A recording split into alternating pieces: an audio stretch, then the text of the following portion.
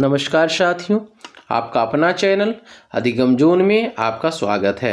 आज हम लोग कक्षा 10वीं की भौतिकी के प्रथम पाठ प्रकाश का प्रवर्तन से संबंधित वस्तुनिष्ठ प्रश्न देखेंगे, जो कि आगामी मैट्रिक परीक्षा 2026 के लिए बहुत ही महत्वपूर्ण है। अगर आप ध्यानपूर्वक इन प्रश्नों को देखेंगे बिना स्किप किए हुए, तो आगामी परीक्षा में जो भी प्रश्न प्रकाश के प्रवर्तन से आएंगे उन्हें आप आसानी से बना पाएंगे और अच्छे अंकों से सफलता प्राप्त करेंगे। तो आइए हम लोग चलते हैं प्रथम प्रश्न की ओर। पहला प्रश्न है, प्रकाश का प्रवर्तन क्या है?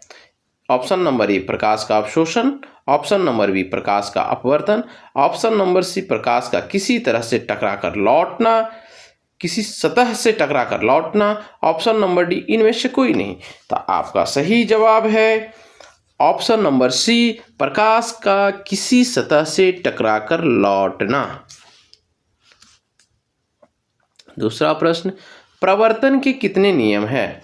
Option number A 1, option number B 2, option number C 3, option number D 4। तो आपका सही जवाब है option number B 2, option number B 2।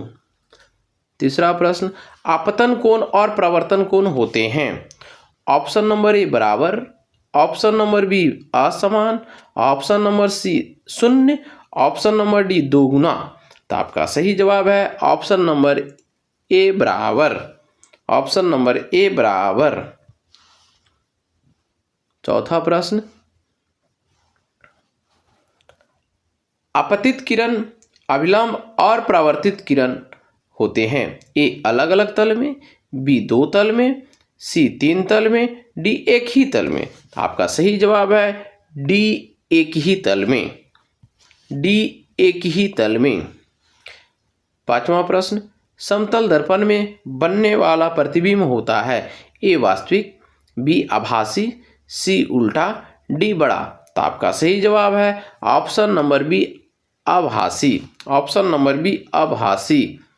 छठा प्रश्न, समतल दर्पण में प्रतिबिंब होता है। ऑप्शन नंबर ए उल्टा, ऑप्शन नंबर बी सीधा, ऑप्शन नंबर सी छोटा, ऑप्शन नंबर डी धुंधला। आपका सही जवाब है ऑप्शन नंबर बी सीधा, ऑप्शन नंबर बी सीधा। समतल दर्पण में हमेशा सीधा प्रतिबिंब बनता है।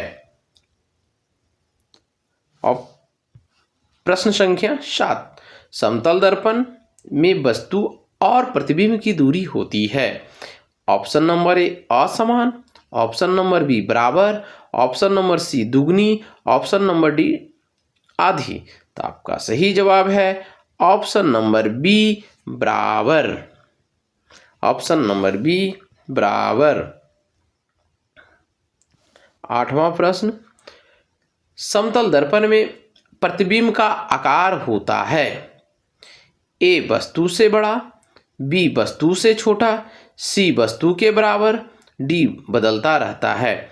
आपका सही जवाब है वस्तु के बराबर, वस्तु के बराबर। नौवां प्रश्न, कौन सा दर्पण हमेशा आभासी प्रतिबिंब बनाता है?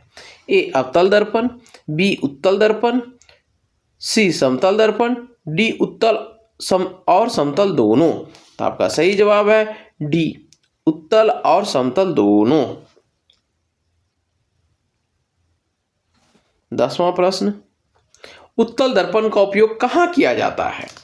ए सेविंग में, बी दंत चिकित्सा द्वारा, सी वाहन के रियर व्यू मिरर में, डी माइक्रोस्कोप में। आपका सही जवाब है वाहन के रियर व्यू मिरर में, यानी कि वाहन में जो मिरर लगा रहता है पीछे की व्यू देखने के लिए, उसमें उत्तल दर्पण का प्रयोग किया जाता है।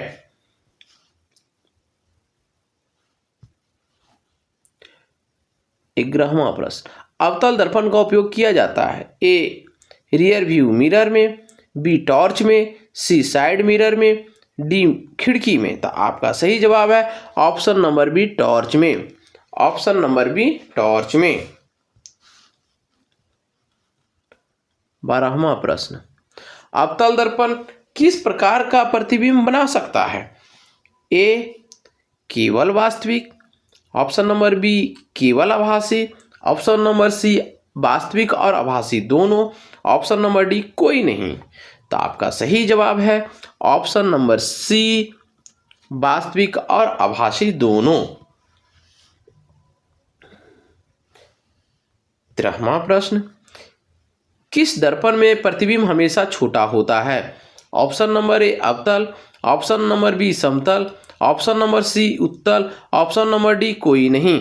तो आपका सही जवाब है ऑप्शन नंबर सी उत्तल, ऑप्शन नंबर सी उत्तल। 14वां प्रश्न, फोकस की इकाई होती है? Option number A metre, option number B centimetre, option number C metre या सेंटीमीटर, ऑप्शन नंबर डी कोई नहीं। आपका सही जवाब है ऑप्शन नंबर सी मीटर या सेंटीमीटर।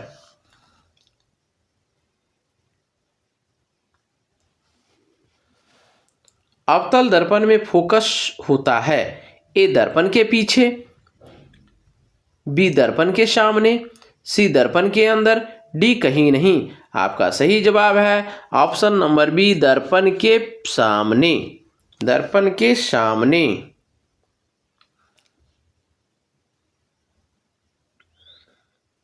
16वां प्रश्न, उत्तल दर्पण में फोकस होता है ए सामने, बी पीछे, सी ऊपर, डी नीचे।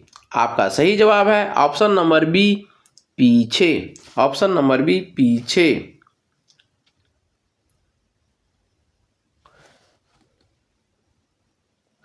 17वां प्रश्न,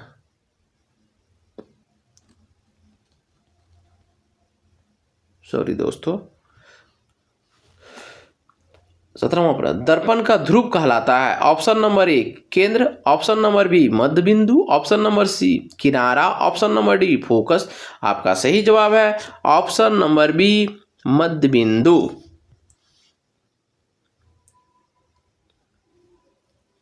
18वां प्रश्न, वक्रता केंद्र किस दर्पण में होता है? ऑप्शन नंबर ए केवल समतल, ऑप्शन नंबर बी केवल वक्र, ऑप्शन नंबर सी सभी दर्पण, ऑप्शन नंबर डी कोई नहीं। आपका सही जवाब है ऑप्शन नंबर बी केवल वक्र, ऑप्शन नंबर बी केवल वक्र। 19वां प्रश्न, परावर्तन में प्रकाश की गति ऑप्शन नंबर ए बदलती है, ऑप्शन नंबर बी रुक जाती है, ऑप्शन नंबर सी वहीं रहती है, ऑप्शन नंबर डी बढ़ जाती है। आपका सही जवाब है ऑप्शन नंबर सी वहीं रहती है। 20वां प्रश्न, दर्पण का आवर्धन होता है हमेशा एक, कभी ऋणात्मक नहीं, प्रतिबिंब और वस्तु की ऊंचाई का अनुपात, दूरी का अनुपात। आपका सही जवाब है प्रतिबिंब और वस्तु की ऊंचाई का अनुपात। 21वां प्रश्न, समतल दर्पण में बना प्रतिबिंब होता है वास्तविक, बी आभासी, सी वास्तविक और आभासी दोनों, डी कोई नहीं। आपका सही जवाब है बी आभासी, बी आभासी। 22वां प्रश्न, किस दर्पण में फोकस और वक्रता केंद्र दर्पण के पीछे होता है? ऑप्शन नंबर ए अवतल, ऑप्शन नंबर बी समतल, ऑप्शन नंबर सी उत्तल, ऑप्शन नंबर डी कोई नहीं। आपका सही जवाब है ऑप्शन नंबर सी उत्तल, ऑप्शन नंबर सी उत्तल।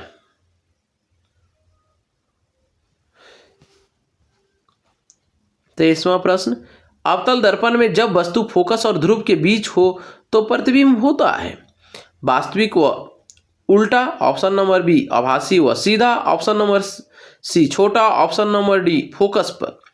आपका सही जवाब है ऑप्शन नंबर बी आभासी व सीधा, आभासी व सीधा। 24वां प्रश्न, किस दर्पण का उपयोग सोलर कुकर में किया जाता है? ऑप्शन नंबर ए उत्तल, ऑप्शन नंबर बी समतल, ऑप्शन नंबर सी अवतल, ऑप्शन नंबर डी कोई नहीं। आपका सही जवाब है ऑप्शन नंबर सीख अवतल।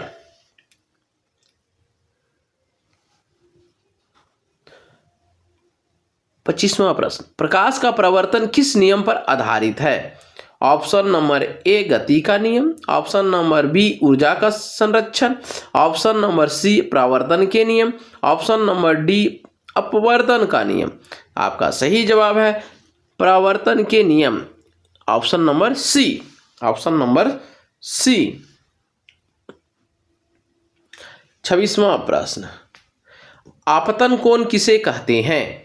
ए परावर्तन किरण और अभिलंब के बीच का कोण, बी आपतित किरण और अभिलंब के बीच का कोण, सी आपतित और परावर्तित किरण के बीच का कोण, डी दर्पण और किरण के बीच का कोण। आपका सही जवाब है आपतित किरण और अभिलंब के बीच का कोण, option number B, option number B.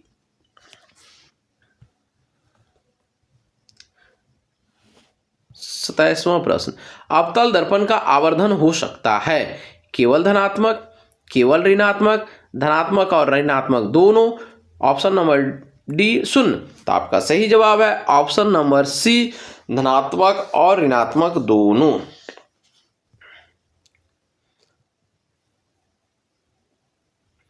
28, समतल दर्पण का आवर्धन होता है option number A 2, option number B -1, option number C 1, option number D 0। आपका सही जवाब है option number C 1, option number C 1। उत्तल दर्पण में बना होता है ऑप्शन नंबर ए वास्तविक, ऑप्शन नंबर बी उल्टा, ऑप्शन नंबर सी बड़ा, ऑप्शन नंबर डी आभासी व सीधा। आपका सही जवाब है ऑप्शन नंबर डी आभासी व सीधा, आभासी व सीधा। दर्पण की मुख्य अक्ष होती है ऑप्शन नंबर ए कोई भी रेखा, ऑप्शन नंबर बी फोकस से गुजरने वाली रेखा, ऑप्शन नंबर सी ध्रुव और वक्रता केंद्र को मिलाने वाली रेखा, ऑप्शन नंबर डी दर्पण की सतह। तो आपका सही जवाब है ऑप्शन नंबर सी ध्रुव और वक्रता केंद्र को मिलाने वाली रेखा।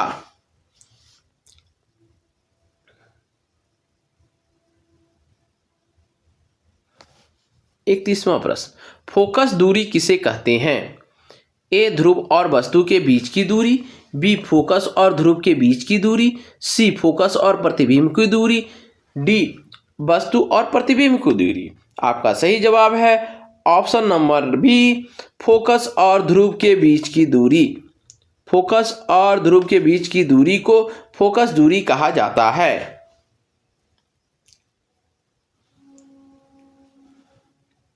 अवतल दर्पण में जब वस्तु वक्रता केंद्र पर हो तो प्रतिबिंब बनता है ए फोकस पर, बी ध्रुव पर, सी वक्रता केंद्र पर, डी अनंत पर। आपका सही जवाब है ऑप्शन नंबर सी वक्रता केंद्र पर,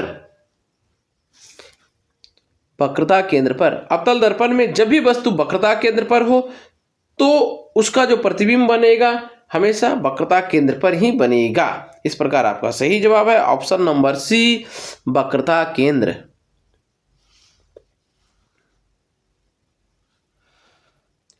किस स्थिति में अवतल दर्पण प्रतिबिंब को अनंत पर बनाता है?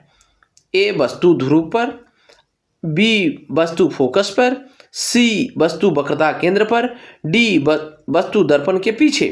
आपका सही जवाब है बी वस्तु फोकस पर। जब वस्तु फोकस पर होता है तो उसका प्रतिबिंब अनंत पर बनता है और जब वस्तु अनंत पर होता है तो उसका प्रतिबिंब फोकस पे बनता है।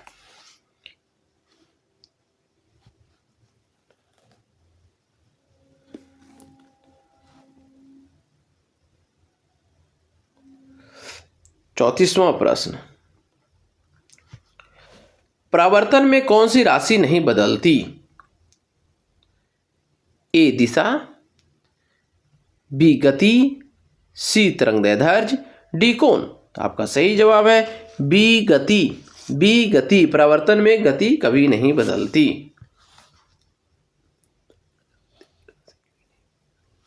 35वां प्रश्न, उत्तल दर्पण का उपयोग अधिक क्षेत्र देखने के लिए किया जाता है क्योंकि ऑप्शन नंबर ए, यह बड़ा प्रतिबिंब बनाता है। ऑप्शन नंबर बी, यह छोटा प्रतिबिंब बनाता है। ऑप्शन नंबर सी, इसका दृश्य क्षेत्र अधिक होता है। ऑप्शन नंबर डी, यह वास्तविक प्रतिबिंब बनाता है। तो आपका सही जवाब है ऑप्शन नंबर सी, इसका दृश्य क्षेत्र अधिक होता है। 36वां प्रश्न, अवतल दर्पण में वास्तविक प्रतिबिंब होता है। ऑप्शन नंबर ए सीधा, ऑप्शन नंबर बी आभासी, ऑप्शन नंबर सी उल्टा, ऑप्शन नंबर डी छोटा। तो आपका सही जवाब है ऑप्शन नंबर सी उल्टा। किस दर्पण में वक्रता केंद्र अनंत पर होता है? ऑप्शन नंबर ए उत्तल, ऑप्शन नंबर बी अवतल, ऑप्शन नंबर सी समतल, ऑप्शन नंबर डी कोई नहीं। आपका सही जवाब है ऑप्शन नंबर सी समतल।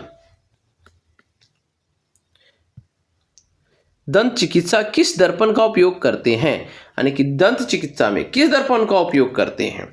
ऑप्शन नंबर ए उत्तल, ऑप्शन नंबर बी समतल, ऑप्शन नंबर सी अवतल, ऑप्शन नंबर डी कोई नहीं। आपका सही जवाब है ऑप्शन नंबर सी अवतल। ऑप्शन नंबर सी अवतल। 39वां प्रश्न, अवतल दर्पण में वस्तु फोकस से बाहर हो तो प्रतिबिंब होता है। ए आभासी, बी सीधा, सी वास्तविक, डी छोटा। आपका सही जवाब है ऑप्शन नंबर सी वास्तविक। ऑप्शन नंबर सी वास्तविक।